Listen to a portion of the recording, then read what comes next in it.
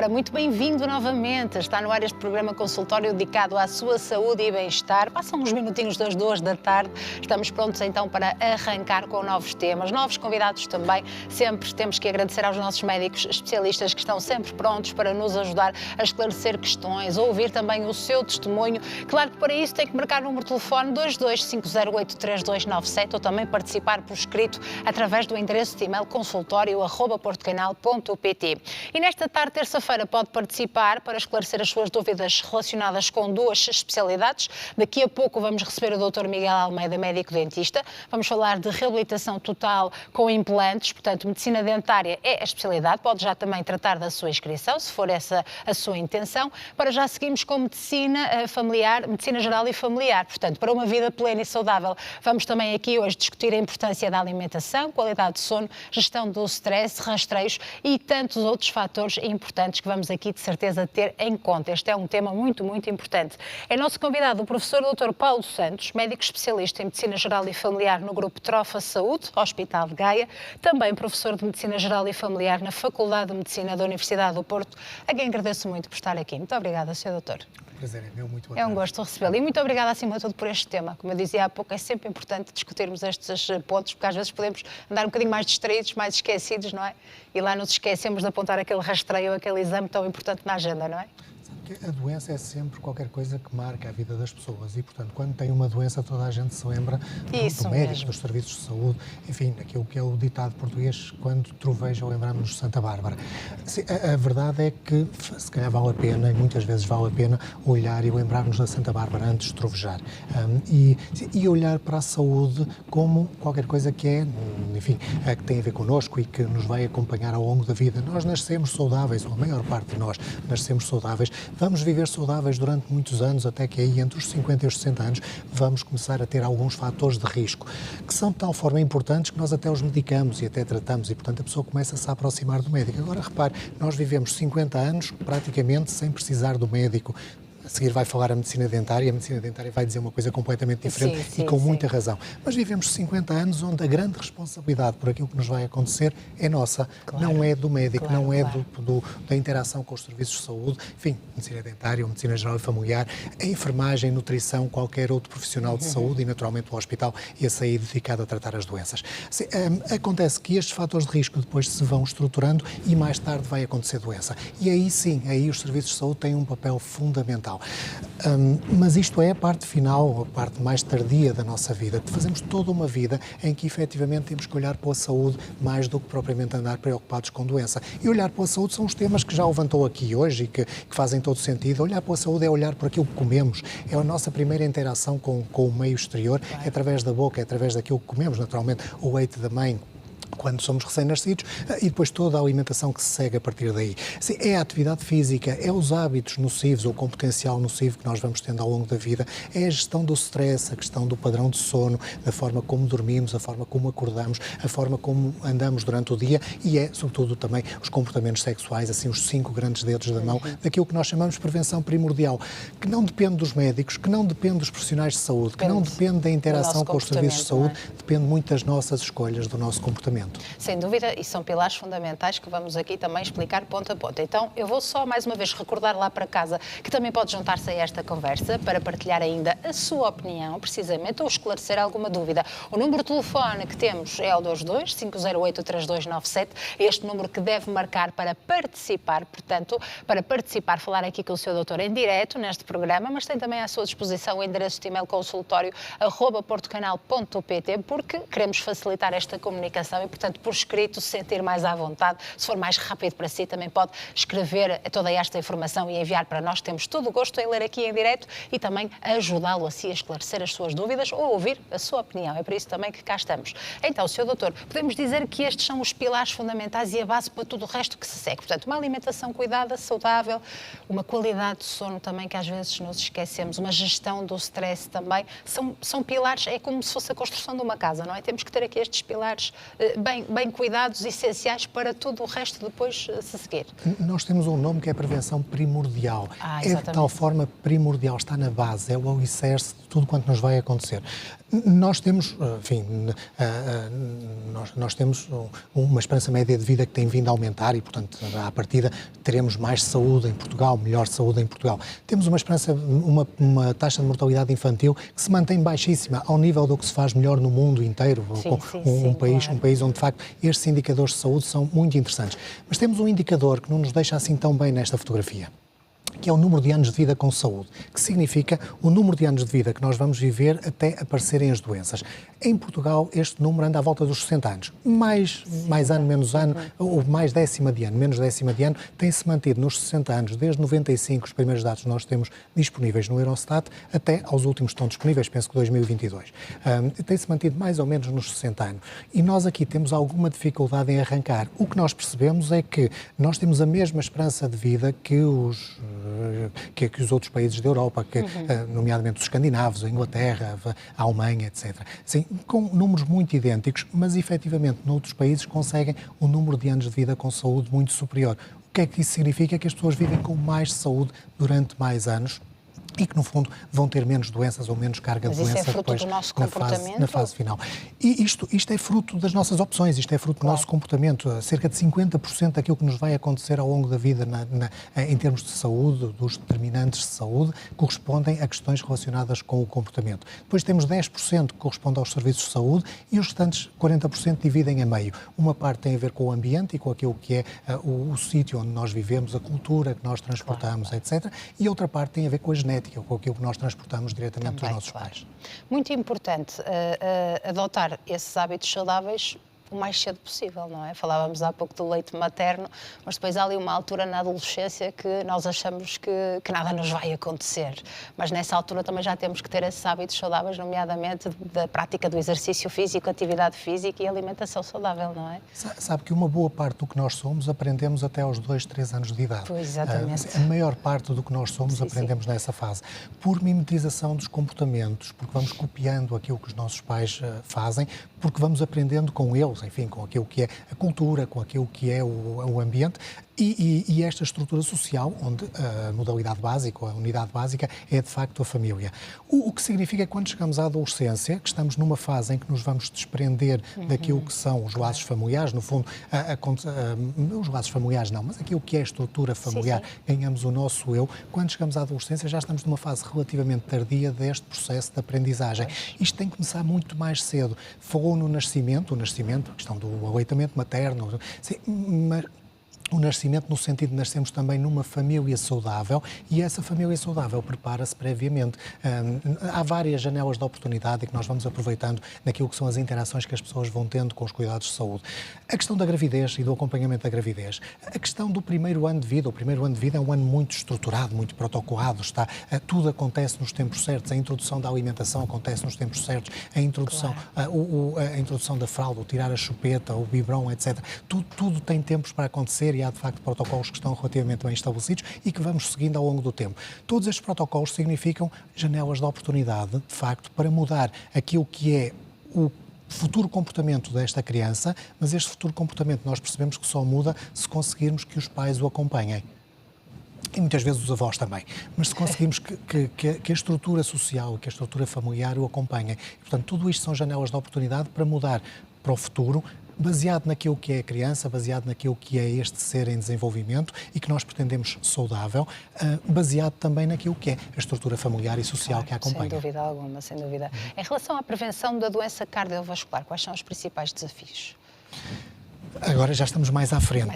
Os principais desafios são exatamente os mesmos. É mudar o comportamento nas crianças e adolescentes e jovens e adultos jovens para que aos 50 anos para que as tensões, em vez de começarem a subir aos 50 anos, comecem aos 60 ou aos 70. Para que o colesterol, em vez de começar a subir aos 45 anos, comece aos 60 ou aos 70.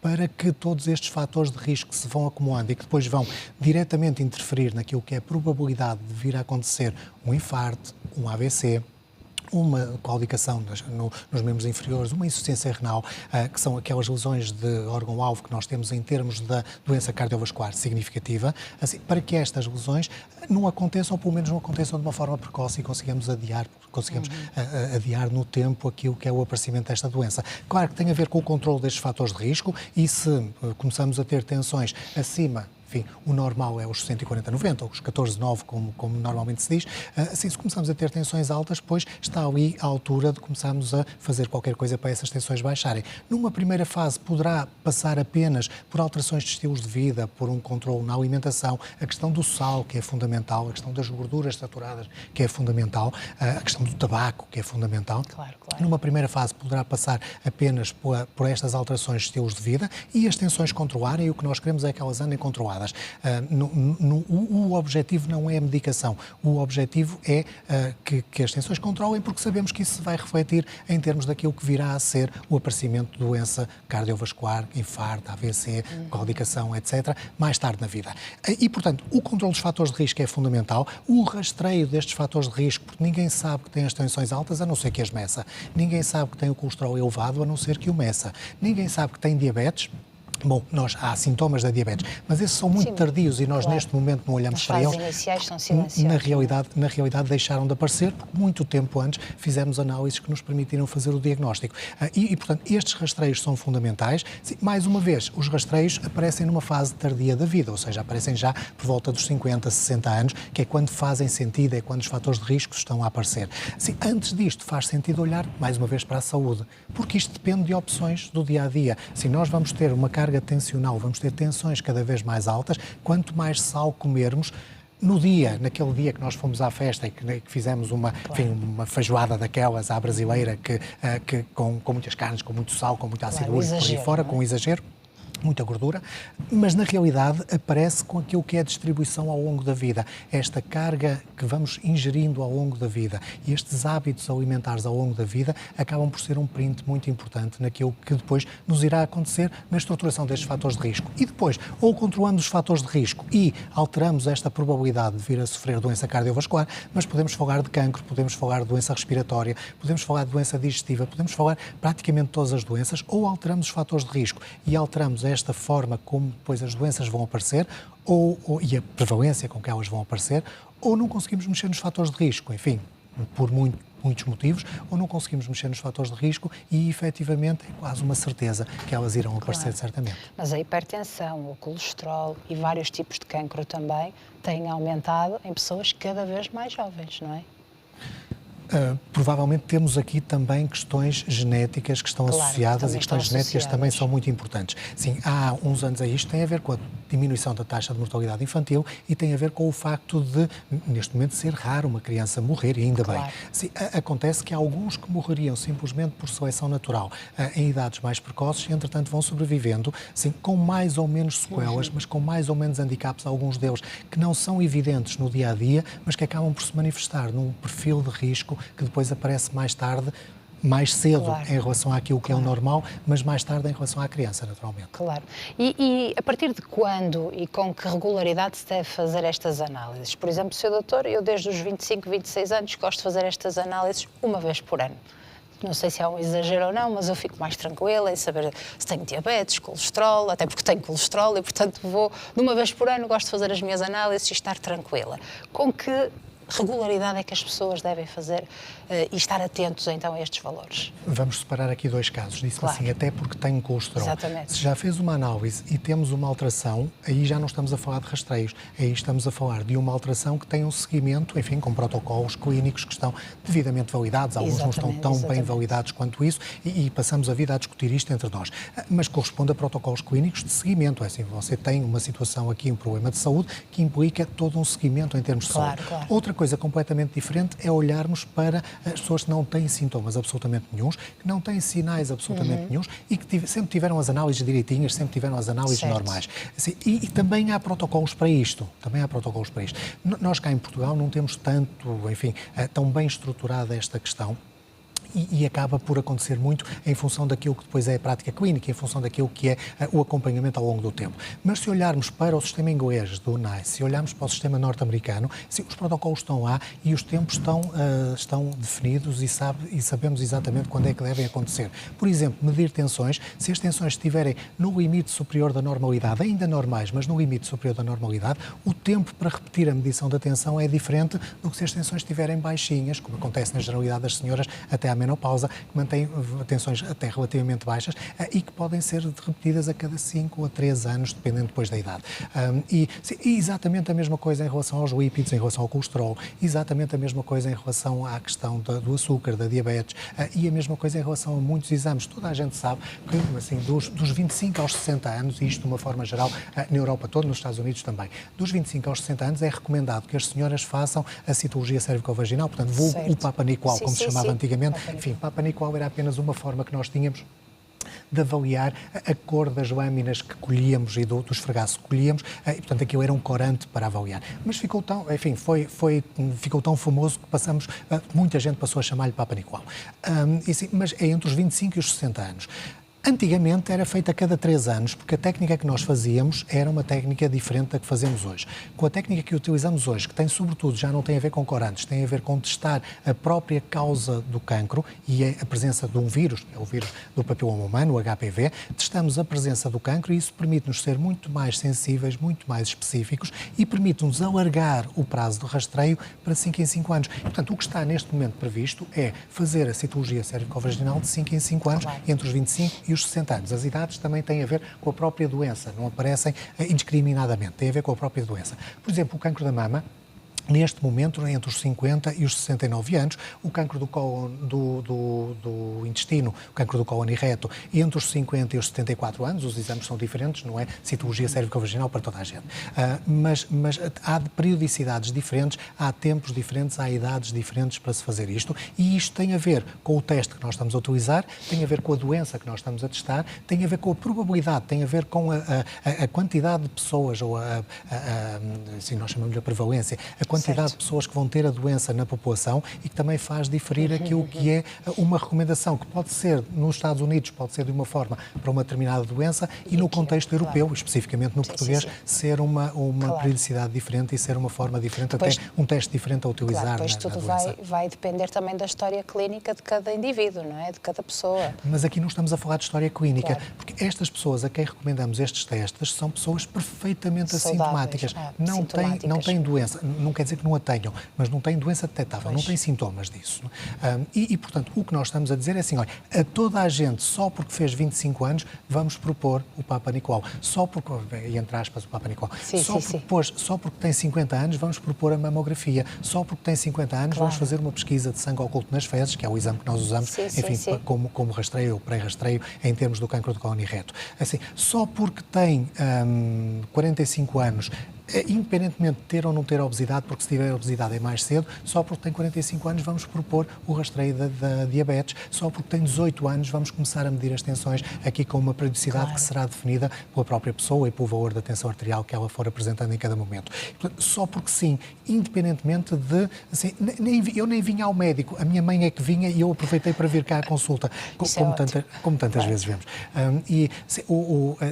Só porque apareceu e temos este conjunto de atividades preventivas que têm a ver com rastreios e que reforçam sempre, rastreios é à procura de doença que não é sintomática, mas que reforçam sempre aquilo que é a necessidade do padrão, do comportamento, a necessidade daquilo que é a prevenção primordial. E voltamos ao início, a alimentação, a atividade física, os hábitos nocivos, o comportamento sexual, a gestão do stress e o padrão de sono. Claro, que nunca é demais falar aqui, não é? Sobre todos esses pilares fundamentais. Porque estes dependem de cada um.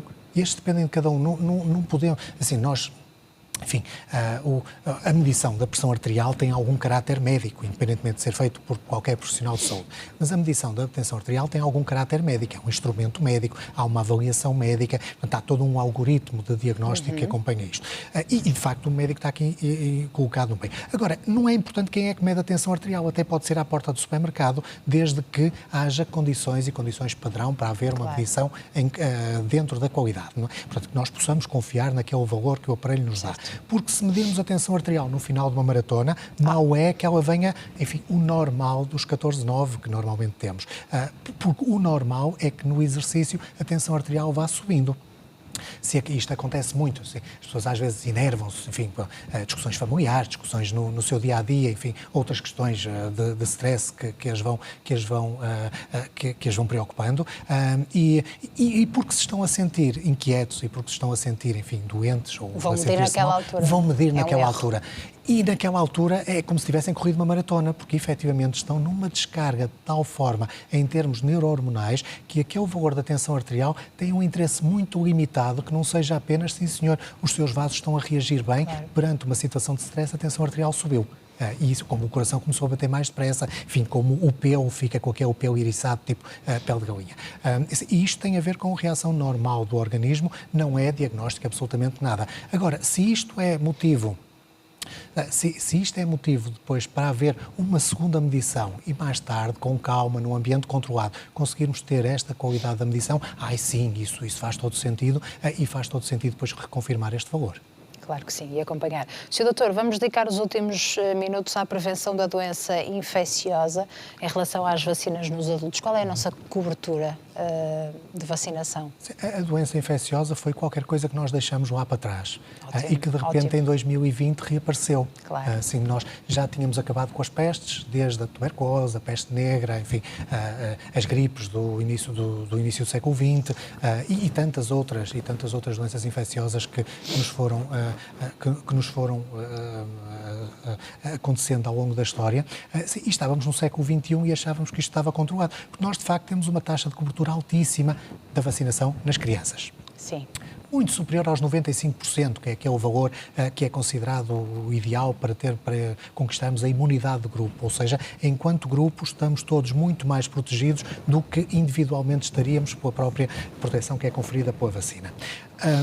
E em 2020 aconteceu-nos a pandemia da Covid-19 e de repente tudo isto voltou novamente e todo este medo da doença infecciosa voltou. Na realidade, nós no adulto não temos exatamente a mesma característica das crianças. Nós nas crianças queremos evitar as infecções. Claro. Porque tínhamos sarampo e queremos acabar com o sarampo. Tínhamos varíola e acabamos com a varíola, erradicamos a varíola. A poliomielite, estamos muito perto de acontecer exatamente a mesma coisa, portanto, erradicarmos a poliomielite no mundo. Enfim, os prazos têm vindo a ser alargados, já era para ter acontecido há uns anos, não foi possível e a coisa vai-se arrastando para a frente, mas na realidade estamos muito perto disso e eventualmente estaremos já numa situação dessas, enfim, faltando apenas a confirmação. Sim. E foi isto que nós fomos fazendo com as vacinas. Quando chegamos aos adultos, percebemos que o contexto não é o mesmo. Repara o que se disse da vacina do Covid, que vamos acabar com o Covid. Assim, na realidade, nós não acabamos com o Covid, não acabamos com a infecção por vírus SARS-CoV-2. O que nós acabamos e o que nós controlamos é a gravidade dessa infecção, como acontece na maior parte das vacinas dos adultos. E, portanto, falar de vacinação, falar de taxas de cobertura nas crianças, é relativamente fácil e conseguimos, de facto, um valor muito interessante. Quando falamos nos adultos, temos que fazer aqui um trabalho suplementar, porque os objetivos não são os mesmos da vacinação que nós tínhamos na criança. E, por isso, nós temos que dizer às pessoas, você vai fazer a vacina contra a gripe, mas pode ter gripe. Você vai fazer a vacina contra a Covid, mas pode ter Covid. Você vai fazer a vacina contra a pneumonia, mas pode ter pneumonia. Da mesma forma, as outras duas, enfim, a vacina da zona e a vacina do vírus sincicial respiratório. São as 5 vacinas que nós neste momento temos nos adultos, mais o reforço da tosse convulsa, que também há uma recomendação nesse sentido, porque objetivamente percebemos que a tosse convulsa, primeiro que a vacina não cobre para uma vida inteira, e depois que vamos tendo surtos ao longo do tempo de tosse convulsa, portanto houve uma recomendação nesse sentido, e além da vacina do tétano também, que essa até está incluída no Programa Nacional de Vacinação. Muito bem. Sr. Doutor, muito obrigada por esta conversa. Tocamos aqui em pontos muito, muito importantes. Tenho a certeza que os nossos telespectadores tomaram nota, até porque alguns deles já estavam esquecidos lá em casa. Vamos agora saber qual é a opinião, precisamente, dos nossos telespectadores e também as dúvidas, se ainda existem. Muito obrigada. Estivemos à conversa com o professor Dr. Paulo Santos, médico especialista em Medicina Geral e Familiar no Grupo Trofa Saúde, Hospital de Gaia, professor de Medicina Geral e Familiar na Faculdade de Medicina da Universidade do Porto. Agora é a sua vez de participar. Tem à sua disposição o número de telefone 225083297 ou o endereço de e-mail consultório@portocanal.pt. Até já.